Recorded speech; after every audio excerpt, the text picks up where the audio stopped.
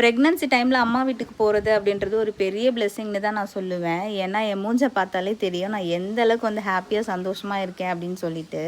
So இப்போ வந்து எனக்கு 8th மந்த் வந்து ரன் ஆகிட்டு இருக்குது. இதுக்கப்புறம் பேபி எல்லாம் நல்லபடியாக பிறந்ததுக்கப்புறமா நல்லா ரெஸ்ட் எடுத்துகிட்டு தான் எங்கள் வீட்டுக்கு போவேன். அதாவது பெங்களூரில் இருக்க என்னோடய ஹஸ்பண்ட் வீட்டுக்கு போவேன்.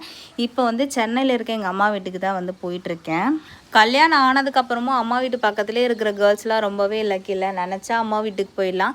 முக்கியமாக ப்ரெக்னன்சி டைமில் அம்மா கையில் சமைச்ச சாப்பாடெலாம் சாப்பிட்லாம் இல்லையா. நான் என்னோடய ஃபர்ஸ்ட் ப்ரெக்னன்சிலையுமே இப்படி தான் 7th மந்த்லேயே வந்து வளகாப்புலாம் பண்ணி அம்மா வீட்டுக்கு வந்துட்டேன். அப்புறம் பேபியெல்லாம் பிறந்ததுக்கப்புறம் தான் வந்து பெங்களூருக்கு போனேன். இப்போ செகண்ட் பேபிக்கும் வந்து அம்மா வீட்டுக்கு வந்துட்டேன்.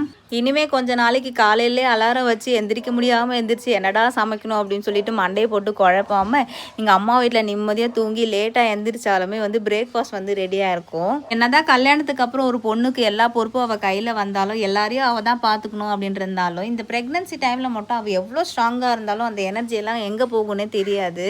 அந்த டைமில் வந்து அம்மா வீட்டுக்கு போகணும், அம்மா கையால் சாப்பிடணும் அப்படின்னு சொல்லிட்டு ஒரு சின்ன குழந்தை மாதிரி அம்மாவை தான் தேடுவோம் இல்லையா.